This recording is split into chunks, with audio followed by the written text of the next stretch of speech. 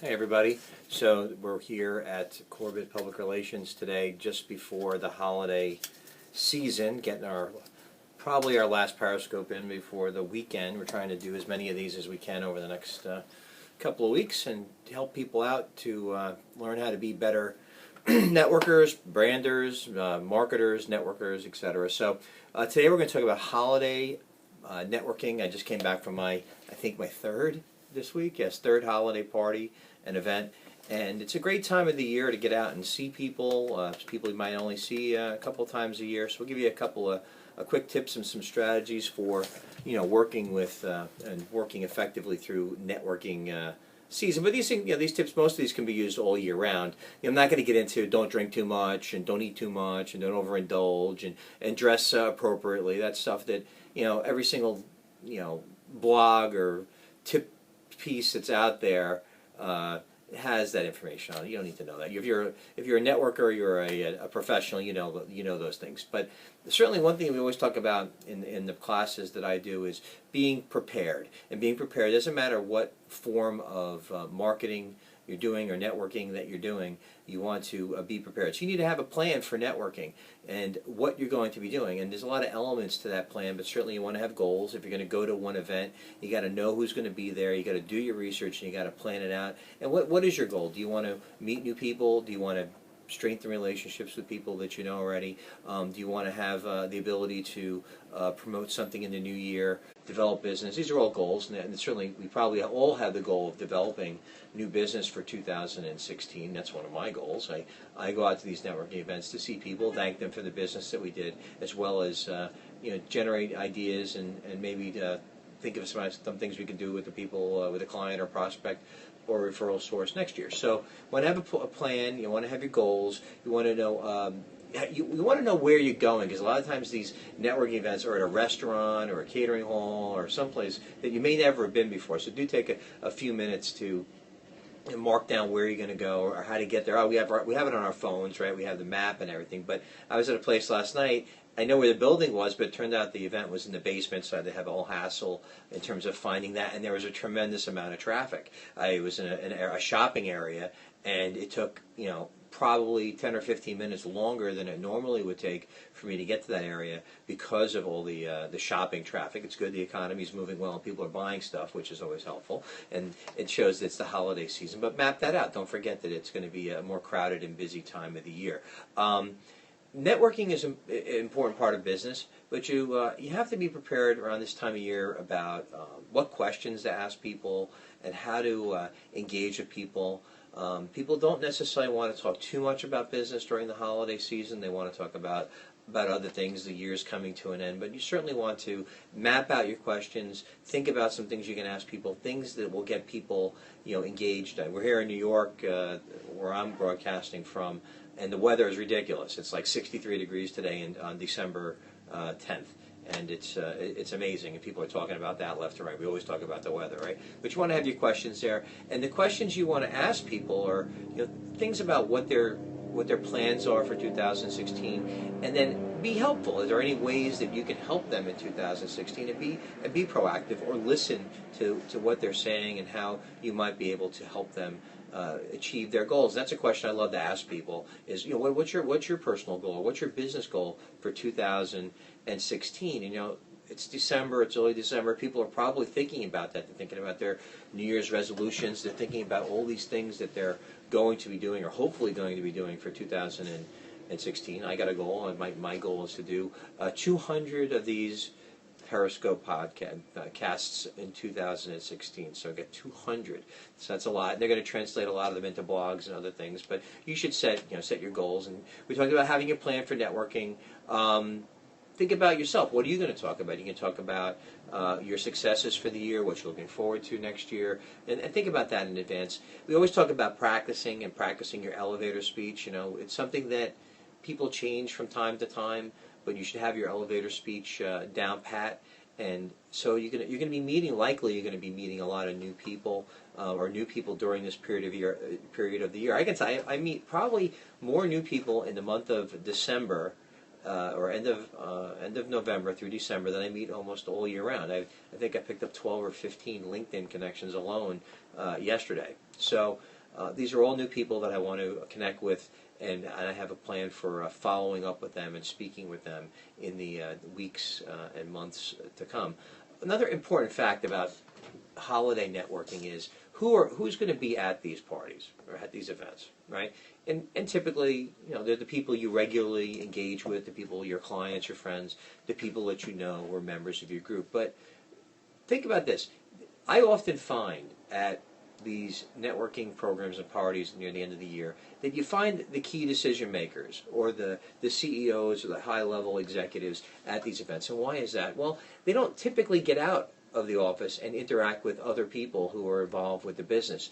In my business, the public relations business, we typically interact with the marketing departments and other people, and we certainly work with the CEOs and presidents, but they're not always at these types of events. I can tell you this time of year, they're always there. They want to celebrate the successes of their business. They want to talk to their people. They want to introduce people, and it's a great time to find decision makers. So if you go to one event a year, go to the December event, because that tends to be the one where those people are. And don't be afraid to go up and talk to the decision makers. Be courteous. If they're not out very much, and there's a lot of people who want to have some time with them, spend a few minutes to wait. Maybe talk to somebody else who's there at the meeting or the party, and then wait for your opportunity. Or if you don't know them and you're trying to develop a relationship, see if there's someone at the party who can act as a person who's a facilitator or a person who can introduce you to other people. A lot of times people go to holiday parties and they don't know everybody because it's the one time a year maybe where they're invited. And they don't meet the staff and they don't meet other people. So it's always good to have that one or two person contact who can help facilitate some discussions. If you're on the other side, if it's your party, make people feel comfortable. Make sure you introduce them to other people and think about who you're introducing them to. Maybe there's someone who can help their business and build a relationship there. So be a positive facilitator. One strategy that I like to use, especially when we're going to networking programs that are where a lot of people that I don't know. And I'm not an introvert. I certainly go and feel free to talk to people all the time. But it often is easy if you go with somebody, but not to exclusively be with that person. I call this the wingman concept, right? So where you have a person who goes as your wingman and you're the wingman for that person. So one person goes up to that person and starts a conversation. As that person is talking, you can join in, or vice versa.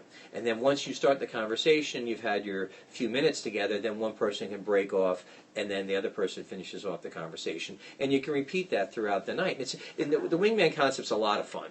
And if anyone's ever used it, and you've got a few people watching, let me know if you've used it and you like it. But you should work together. You should plan it out a little bit ahead of time. Okay, how are we going to do this? Okay, we're going to be talking to people, and then we're going to how are we going to move on? Okay, the signal for you is to end the conversation or whatever it is, and then move on to the next conversation. And you should think about what you're going to be talking about.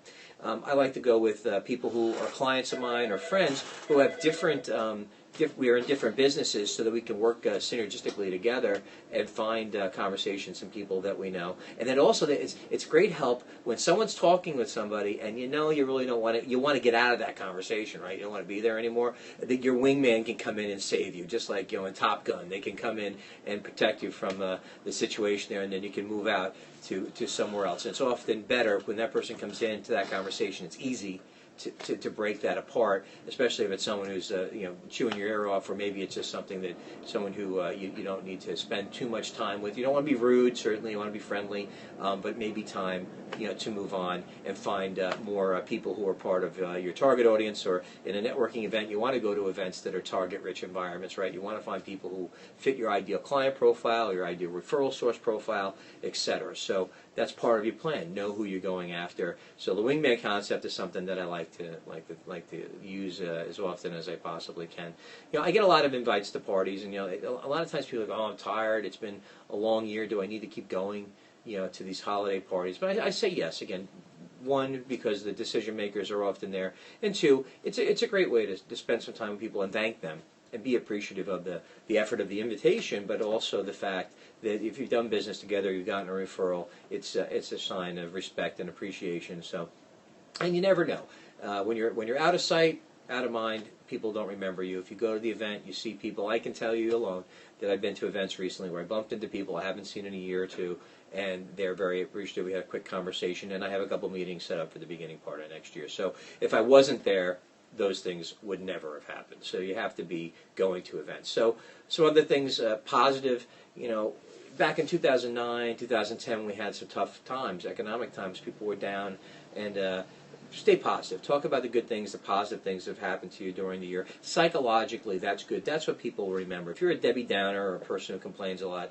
they'll remember that too, and they don't want to associate with people who are complaining or whining about what they did or did not do. So remain positive, and I try to encourage anybody who I'm coaching in terms of marketing or networking or personal branding to always remain positive, both in your appearance and when talking to people in person, but also when you're online. Remain positive. The negativity comes back, and it could hurt you in the end. So just stay positive. What does your mom say? They say if you can't say something good about somebody, don't say something at all. And don't stay positive. Move on to the next thing, and certainly don't be rude. We talked about decision makers. It's always great to be a connector. And as I said, when you go to these events, try to be a connector. And if you're the host of the event, make sure that people feel comfortable. Try to connect them with the right people. But when you're planning your event, think about that too. If you're inviting people, think about it in advance. Not just when they walk in the room and say, oh, you should meet this person or you should meet this person. Think about, okay, when Bill gets here, I want to introduce him to Julie or Bob or whoever it is who are the appropriate or who would be good contacts for them, right? So that's important. And I think it's helpful to people that shows you you're thinking about them. And if you host the event, it's great. Or if you go to an event, it's great too. But here's a tip for you. Why don't you ask the person who invited you to the event, hey, is there anybody here you think I would be good for me to meet? And you know what? I bet you 100% that they're going to ask you. I was going to say $100. I'm not going to bet you anything. I bet you 100% that they'll be happily to introduce you to a person in that room who they think could be helpful to your relationship and helpful perhaps to build relationships with other people. So ask. If you don't ask, you're not going to get. You're going to sit there and someone sits in the corner and they're going to be a wallflower and drink their glass of wine and hopefully somebody walks up to them. So you got to be proactive. Remember, there's networking is net and working. So you got to work in order to build relationships with people. The other thing is that some things that people shouldn't do. We talked about this. Don't worry about the drinking and the eating, but don't be a hard seller. Don't be out there saying, okay, here's my business card. Why don't you call me tomorrow, or I'll call you tomorrow, and do something like that. You gotta be realistic. You want to have conversation with people. You want to talk to them about what they do and how they do it, and what you do and what they do, and how you can have a mutually beneficial relationship. If you're a hard seller, sell. I have a friend of mine here on Long Island. His name is Neil Gomet. He's a consultant for accountants and how to grow their practices. Has a very effective program, but he calls people like that who are the hard sellers commission breath. They can smell a commission on someone's breath, and they just want to run right out there and they spew out all this stuff, and you don't want to deal with those people. And that's I call it marketing kryptonite. It scares people away. Like Superman his energy and power and life is taken away by kryptonite. Well, I call those people in a party marketing kryptonite. So if you know a person is like that, don't invite them to the party. Don't have them come to your networking events and maybe have a one-on-one lunch with them. They're trying to sell you something or pawn them off on somebody else. That's why having your wingman there alongside you can pawn the hard selling person off on them, and then you can move on to another part of your networking opportunities. So other things, always thank the people who invite you to your holiday party, to their holiday parties. It's nice. It costs them a couple bucks, but send a couple. Send a message to them. Now, here's a real cool thing. Is now you're looking at me on Periscope, a handful of people, all right? And it's how else can you be personal in your responses to people that have invited you to a holiday party? Right, you can write a note, and that's popular, and it's good. It shows you made the effort. You can send them an email. Emails are great. Personalized email certainly. But what about if you did a video? What if you did a little video like this, a little clip? Hey, John, thank you for inviting me to your holiday party, and I just want to send you a quick video, showing my appreciation, and I really thank you for for the opportunity to be there. I met some good people, et cetera, however long you want to go on it, right? But it shows that you care and you spent a couple extra minutes doing that. So I recommend doing that. We can do that nowadays. And thank you. Set up a calendar reminders not to forget. That's from a thank you for our person who just logged on here. I really appreciate it. That's good. Yeah, reminders. And what I do is, I'll send a reminder. I'll send myself a text message when I'm at the event, or an email that'll remind me the next day.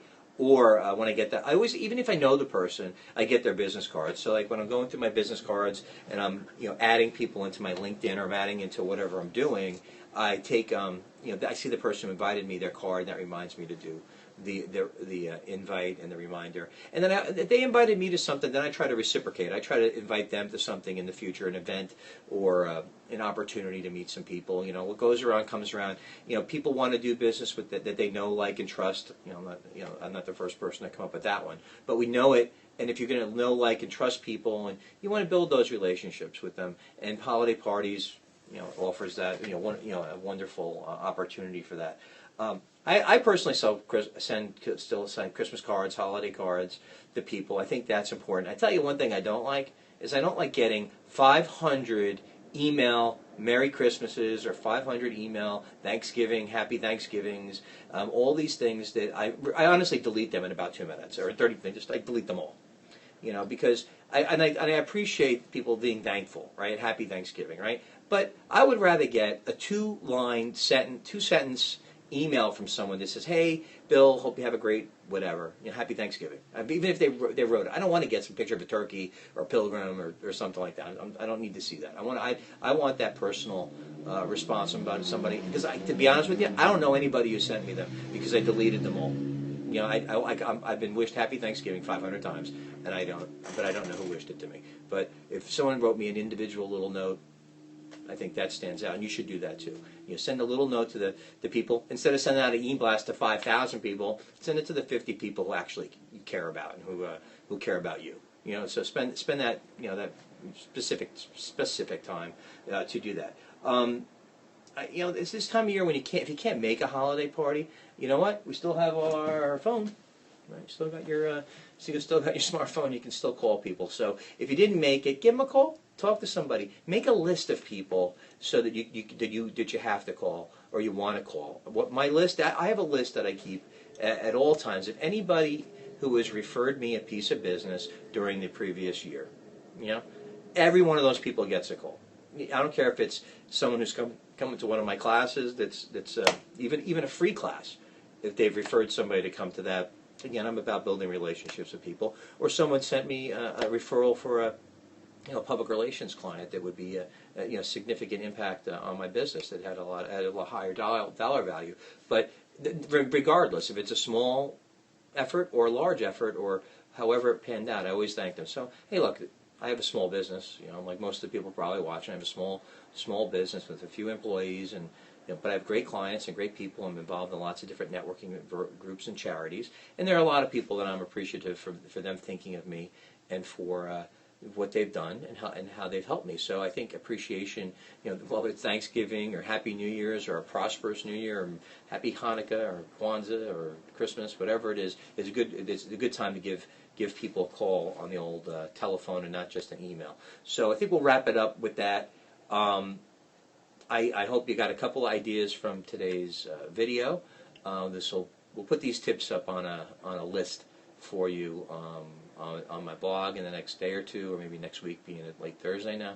And hope you have a Merry Christmas and go to your holiday parties prepared.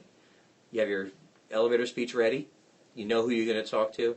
And I guess the one thing I did forget is how to follow up. What are you going to do? You're going to write that thank you note. You're going to send them maybe a video message. You're going to send them an email or invite them to an event of your own. So I hope these ideas are good. If you have a couple people are on watching, if you thought it was good, send me some hearts and some love. And we'll catch you later. Thanks so much.